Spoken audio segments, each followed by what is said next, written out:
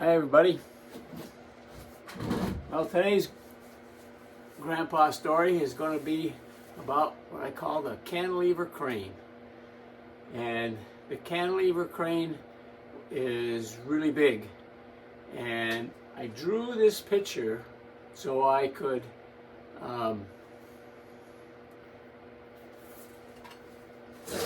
give you an idea of how big it is. It's huge. And I see I've got to adjust this a little bit so you can see the whole crane. All right, so I was working down at Electric Boat and a submarine maker in Rhode Island, and I was in the crane shop, and we took care of all the cranes. They had over 300 cranes, overhead cranes and hand cranes, and just so that it was a pretty good sized shop. We had to do a lot of work, and one of these cranes was called the cantilever crane, and this was huge. It was used to load barges and unload barges, because they would take these big hull sections and put them on the barge and ship them down to Groton so they could weld all these sections together to make a submarine. And so just to give you an idea, this crane was as big as a football field. The footprint was as big as a football field. And so from the bottom, the ground, I'm going to say this is the ground right here, up to the tippy top was about 110 feet. That's how high it was. And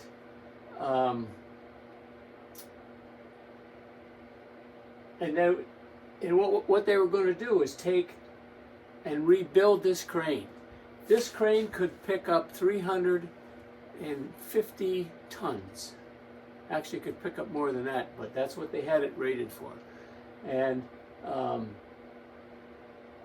so it was quite old, and so everything on the crane, they decided, was to be taken off, rebuilt, fixed up, and they were going to put almost like a brand new crane back together. So everything had to come off. Now this was what we call the bridge. And this would go back and forth. Over here, this is a leg that was holding it up. It had 4 legs on it. And right over here was the sea. This is just like the seawall, and the ocean was out here. The bay, Narragansett Bay, was out here. And so this part, called the bridge, would move down and load and unload as needed. And then there was what they called the trolley, which went this way, back and forth, so this way. And then this was the, in this bridge part was the cables that would haul up the parts. So, and then they also had, this is supposed to be a mobile crane that had, you see those big mobile cranes that have the big treads on them, and this of course went way, 120 feet high or so. It was very big. And they had a couple of these these were used to take all these parts off, because there was motors up here, there were controls. Right in here is a cab where the operator sat as he ran this, and everything was coming down. And so they started taking this apart. And so, they took off the drums, and they took off the cables, and they took the electricity that took to run this thing. They took that out too. So there was no electricity up here, no wires, no nothing. And everything came down, they loaded it on trucks, and then they took it into a hangar so that it could be rebuilt, and with all brand new controls and everything. So they got to the point where everything was off, And then they were going to, in order for them to pick this off, it had to be down at this end over here. The way that the cranes would fit in here, this was the only place that they could take it off. So and this was the only place where they could get all this other stuff off up here. So so now it came time to move the crane down, and their plan was to put a chain hoist right here and connect it up here to where this crane stops were, because this crane would come all the way down, and then they were going to pull this big, I don't know what size they were. It might have been 10-ton chain hoists or even bigger, and you would pull it with a chain. Well, they hooked it up. They tried to pull it. No guts. Didn't work. It was too heavy. And they tried everything they could think of. They were brainstorming and thinking, trying to get everything done, and no way. So the boss, whose name was Ray Warner, he was a pretty good guy, and he was very smart on cranes, and but he was stumped on this one. So he called a meeting of all the guys that were working on this, and there was probably, maybe all total 30 guys that had a part in working on this crane, including the riggers that were, taking all this off, and crane operators. So there was a lot of people involved in this. So everybody was kind of crammed in his office, and he explained everything that was going on, and and I was involved in working on this, and he says, we can't move it. We've tried everything we can think of. Does anybody have an idea of how to move this and get this thing down? And as he's explaining all this stuff, the wheels are turning in my mind. I keep imagining, well, you have to do this, and then you do this, and you do this, and this. And so there was this dead silence in the room, and I said, yeah, I know how we can get this down. And he kind of gives me a funny look. I was probably still in my apprenticeship, and still going to school.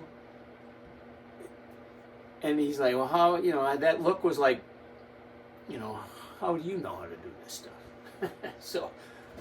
So he says, well, how? So I said, well, first you're going to have to get a big, long cable, probably 200 feet long, electrical cable that would have at least 4 or 5 wires in this cable. And then you're going to have to drag it, put it on the ground here, and then tie a rope around it or do something and pull it up to the crane here. All right, and then you secure it real nice and tight, so there's a lot of weight holding that up.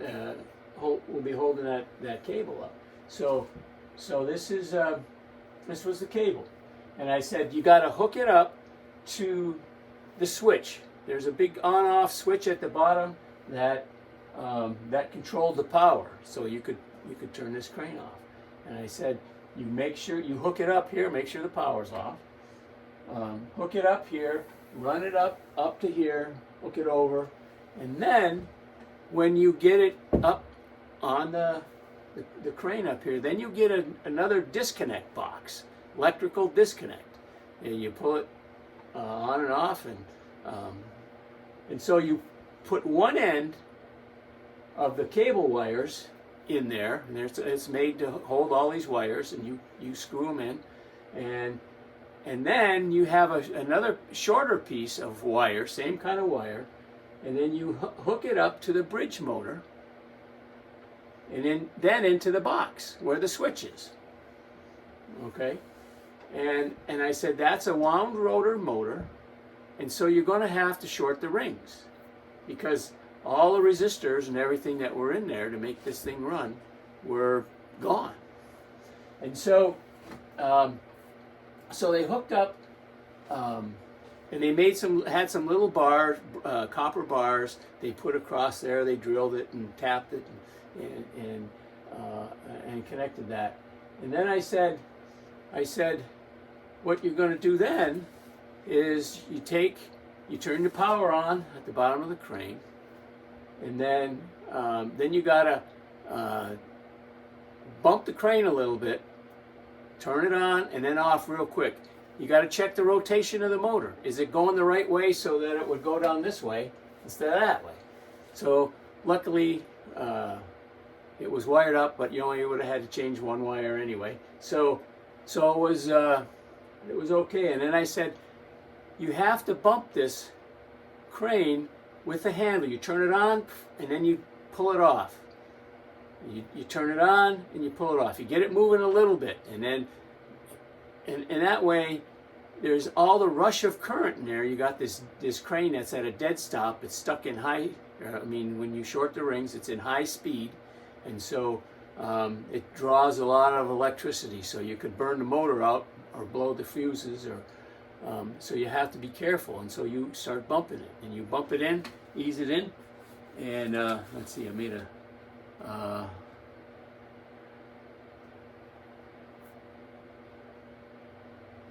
yeah, that's pretty much about what it was. And so I'm explaining this out, and I said, and that way you can move the crane down. And he gets this look on his face, and he throws his hard hat on, takes off out of the office. I really don't know where he went, but I think he went down to see the electrical engineer and see if he could get his okay or whatever. So somebody probably blessed this idea and said, I'll give it a try. And so the next day, or after we gathered up all the stuff that we needed, we headed back down. We put the all these pieces in and hooked everything up. And then it came time to try it and see what would happen. So, well, here we go. And the funny thing about it was, Ray didn't give me any job to do on that.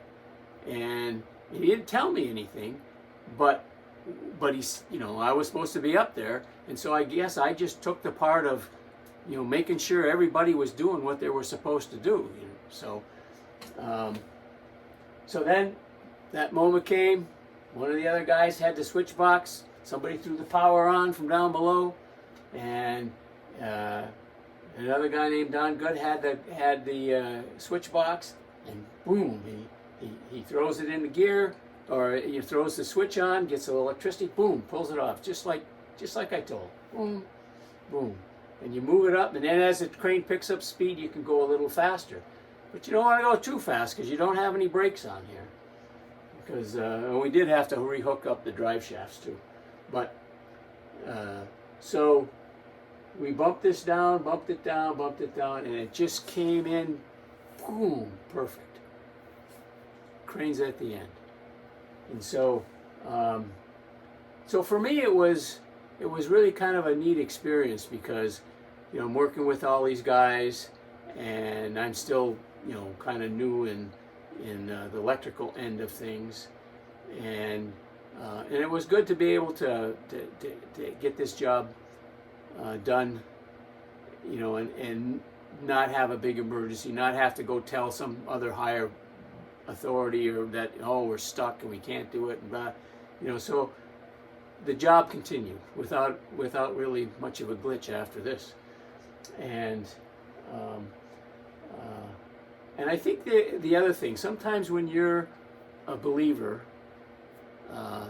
in Jesus, and you're working on a job, and you've got a lot of other guys around, and sometimes the believer gets kind of looked down on, and I think this kind of gave some credibility to those people who believe in God, and I think to this day that when those ideas came into my head, and I was imagining this job, just how it worked, it was because God was putting those in my head. So thanks be to God. And we'll see you next time.